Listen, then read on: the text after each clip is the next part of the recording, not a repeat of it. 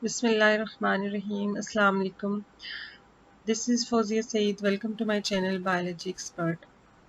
Today we will study about the introduction of zoogeography. Zoogeography is the geological distribution of animals. As you know that animals are not uniformly distributed throughout the world. That's why scientists divide the world into different zoogeographic regions on the basis of vertebrate fauna. And why vertebrate fauna was selected for division? Because at that time, distribution record of vertebrate was complete. And the field of zoogeography incorporates different methods of molecular biology, genetics, morphology, phylogenetics, and the geographic information system are also used to study the zoogeography. Alfred Bessel is said to be the father of zoogeography because he divided the world into different zoogeographic regions on the basis of vertebrate fauna. He also worked on the evolution of the species. Both Darwin and Wallace agreed on the importance of the natural selection and some of the factors responsible for it.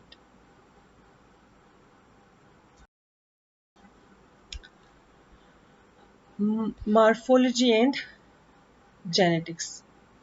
Now, let us discuss the importance of morphology and genetics in zoogeography. Here is the two species of the bats, and these two species are morphologically. You can see that these two species seems morphologically similar,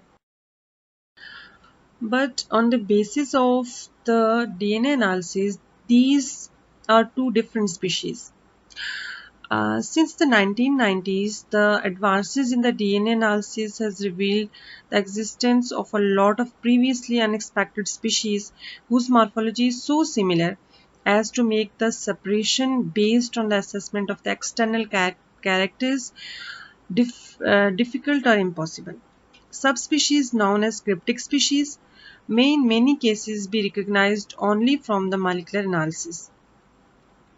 Morphological stasis in speciation, for example, the process in which the external morphology remains stable during species evolution, appear to be a common phenomena in the animal, for it is estimated that up to the 30% of all the existing animal species are cryptic. The discovery of the cryptic species typically consists of splitting a previously described taxon into two or more good species.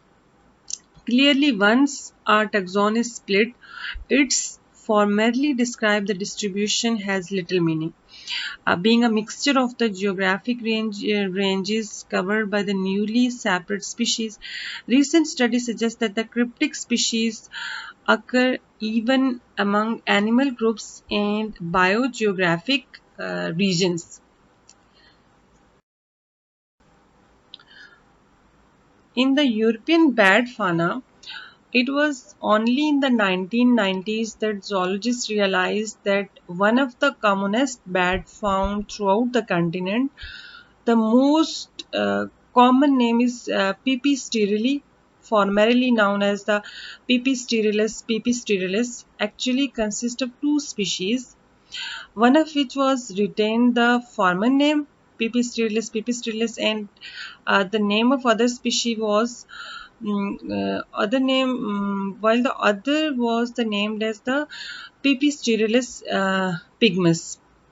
And in this case, the molecular validation only occurred after a lot of evidences has been gathered on the two separate species, including the echolocation, that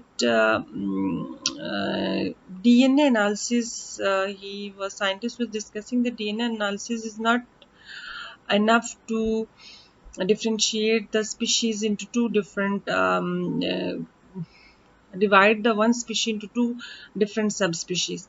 So that molecular analysis was also confirmed by different other factors like including the echolocation. Echolocation means the maximum energy of frequency of the Pipistrellus pygmus call is um, 10,000 kHz, higher than those of the pipistrellus. And the other factor was the social call structure, morphological details, and ecology.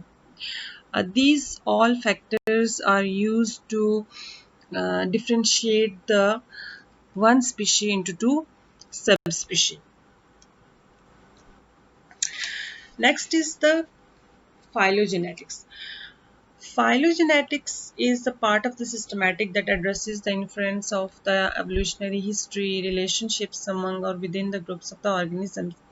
These relationships are hypothesized by the phylogenetic inferences methods that evaluate the observed heritable traits such as DNA sequencing or morphology.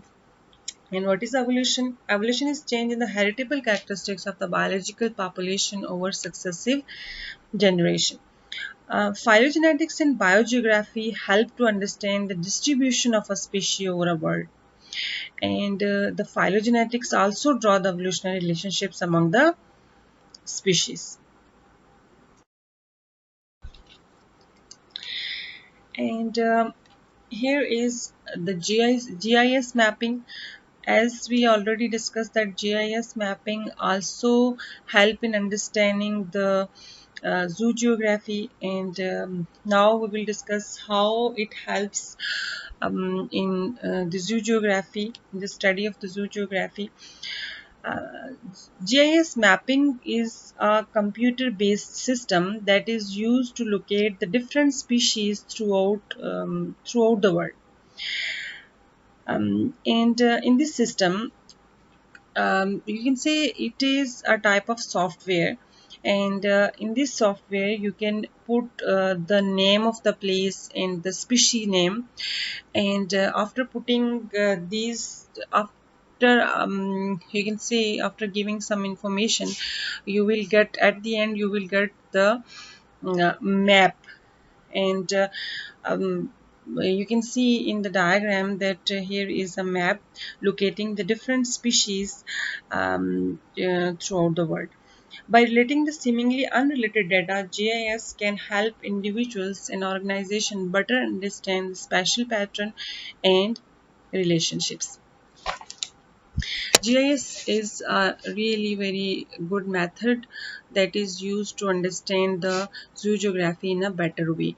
We can just enter some information, and at the end we have a map in which we can see the different species on the map, location of a different species on a map. And that